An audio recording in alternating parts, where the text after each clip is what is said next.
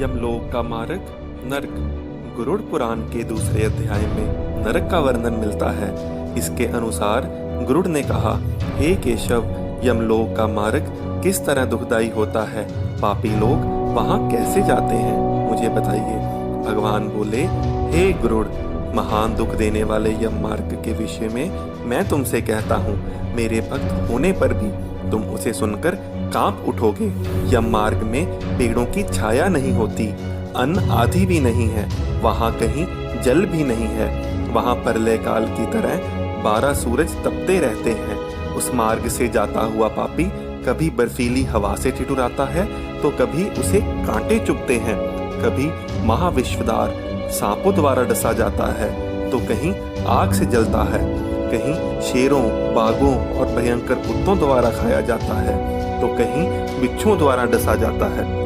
हे गरुड़, इसके बाद वह जीव कहीं अंधे कुएं में गिरता है, कहीं पहाड़ से लुढ़कता है, कहीं छुरे की धार पर चलता है, कहीं कोलों के ऊपर चलता है, कहीं घने अंधकार में गिरता है, कहीं गहरे जल में गिरता है, कहीं जोकों से भरे कीचड़ में गिरता है, कहीं तपी हुई बालू से भरे और गर्म तांबे की तरह धड़कते मार्ग, कहीं अंगारों, कहीं हद से ज्यादा धुएं से भरे मार्ग पर उसे चलना पड़ता है, कहीं अंगारों की बरसात, कहीं बिजली गिरने, पत्थरों की बारिश, कहीं खून की, कहीं नुकीले हथियारों की और कहीं गर्म जल की बारिश होती है, कहीं खारे कीचड़ की बरसात होती है, कहीं मवाद, रक्त और टट्टी से भरे हुए तालाब हैं। यम मार्ग के बीचों बीच बड़ी ही ऊंची और गहरी नदी बहती है। वह देखने में बहुत दुखदायिनी है, उसकी आवाज भय पैदा करने वाली है। वह 100 योजन चौड़ी, मवाद और रक्त से भरी है।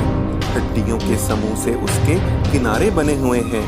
हे गरुड़, आए पापी को देखकर वह नदी आग और धुएं से भरकर कड़ाई में घोलते घी की तरह हो जाती है। यह नदी सुई के जैसे भयानक कीड़ों से भरी है।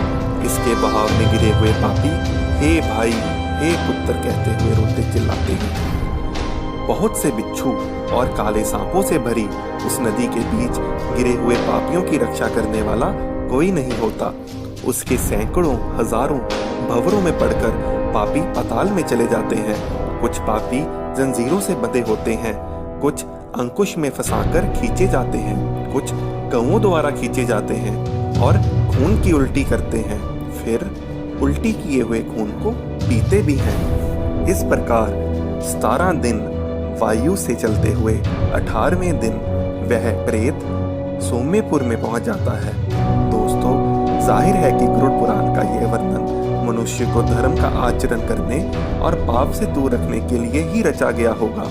आपको ये वीडियो कैसा लगा, कमेंट करके ज़रूर बताएं। आपके सुझाव और सवाल हमें कमेंट के रूप में मिलेंगे तो हम और अच्छा काम कर पाएंगे।